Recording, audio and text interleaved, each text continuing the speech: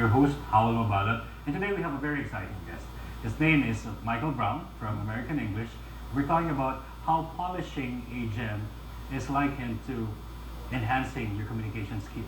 International language being global Pinoy is imperative for us to be successful in this globally competitive world.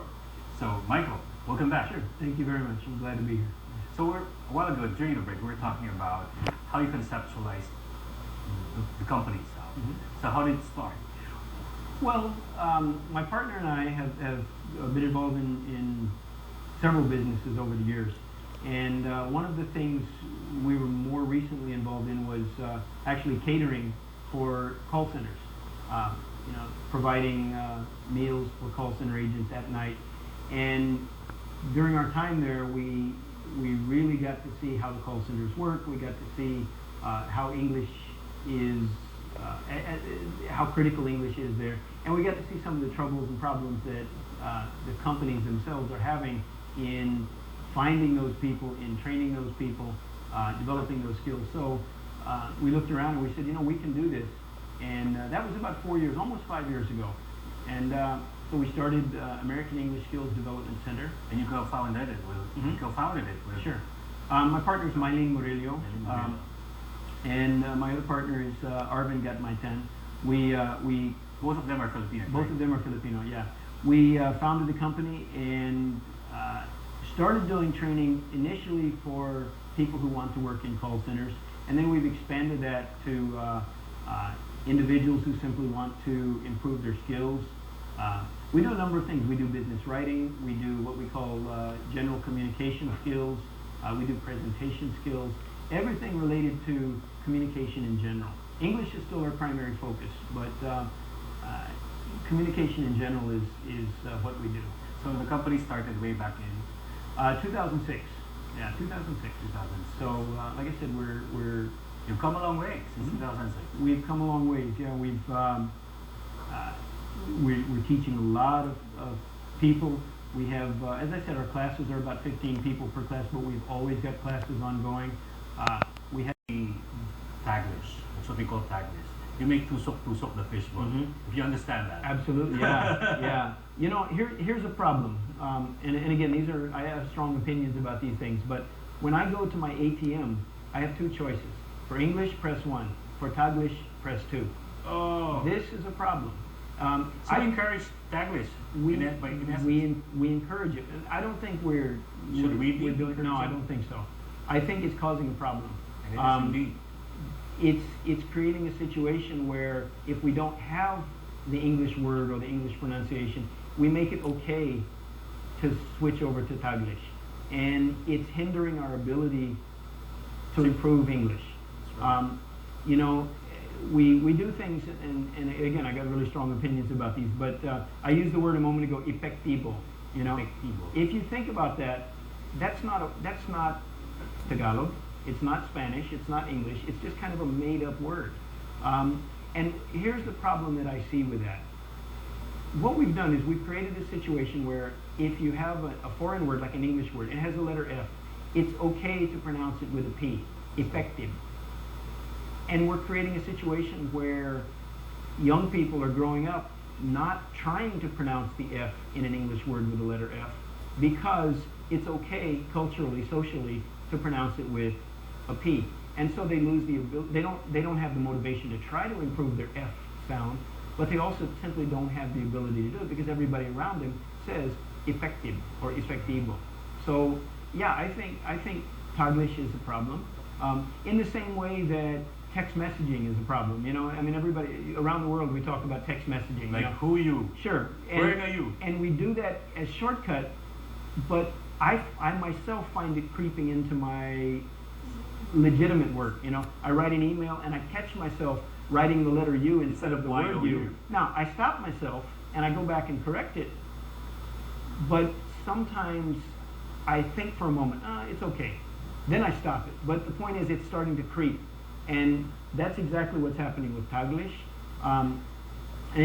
Who you? I saw on a bus not long ago an actual banner. It said "Ride na you." Ride na you. It was an official company banner, but we're encouraging that, and that's creating a problem. So those things like ride na you or where na you has become the language of the common Filipino, especially the teenagers. It's becoming the language. Another example, the call centers have identified something they call perpetual present tense. And very simply what they mean is, among Filipinos when speaking English, they tend to use the present tense all the time. Talking about the past, they say, I see him yesterday, rather than I saw him yesterday. You know, in my class, someone will say, why are you absent yesterday? And the other person will say, because I am sick yesterday. This is becoming the normal way to speak English. They should be corrected. They should be corrected, but we have to overcome that new normal. You know. So you think it is the comfort zone where people just lay back and speak well, and it's the taglers that's really. That's one of the things we try to do in the class. We try to take you outside of your comfort zone, because there are topics you can discuss that you discuss all the time in English and you're very comfortable with, vocabularies that you use. You know, certain issues that you talk about with your coworkers, and talking about them in English is okay because you do it quite a bit. But the moment we get into a discussion about politics or a discussion about science or any other thing like that, suddenly they're outside their comfort zone, and that's where the learning comes in. Because when we pull you outside of your comfort zone, now you have to struggle for different words, different sentence structure, and by doing that, by struggling for that, you start learning. I truly agree with that. Because once a person has expanded his comfort zone, then he becomes more flexible, he becomes more ready, more adept than other people. So he'd be really programmed, he'd really be programmed to be successful someday.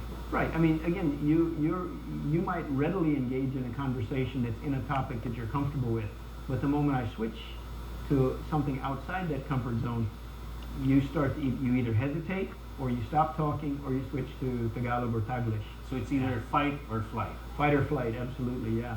And so, as I said, that's what we try to do. We try to expand that comfort zone. So we have to be adept with those tools in fighting. Absolutely. And that is speaking in English. So what else do you think should we be doing in order for us to become globally competitive as Filipinos? Well, English is the primary issue, I believe. You know, everyone recognizes that you can come to the Philippines and you can get a good, hardworking, dedicated workforce. The work ethics are there. The ability to do the various tasks or to learn the tasks, those are there. But the English, and then expand that to the general communication skills. If you don't know how to if you don't understand an instruction that was just given, you can't just say yes with a smile.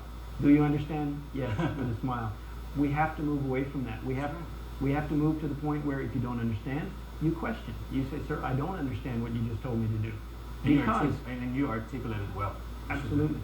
If the boss gives you an instruction and he says, do you understand? And you say yes, and then the boss goes home, the next day the task that he asked you to do is not done, simply because you didn't understand, but you were afraid to say, I don't understand. It will get you in much trouble. Yeah. It's not an issue of trouble, it's not an issue of embarrassment, it should be an issue of clear communication. And those are some of the things that we try to work on in the classes. So for those who have been convinced, I believe that I myself, you made a believer out of me. Okay. That's little things made a difference. They really make a difference. So would you like to invite our viewers to be a part of American English Development Center? Sure. I would love to have anyone who would like to improve their English come and visit our classes. I'll give you a couple of addresses. We've got a Facebook account, certainly. The Facebook.com/American English. You can join our Facebook page. Our website is www.americanenglish.ph, and come and visit us, and we will be happy to provide you with a lot of good training. If you're interested in helping others get training, because here's another issue. We have a lot of people, job seekers, who desperately need and desperately want the training, but simply can't afford to get there. That's right. You know, we've done a lot of community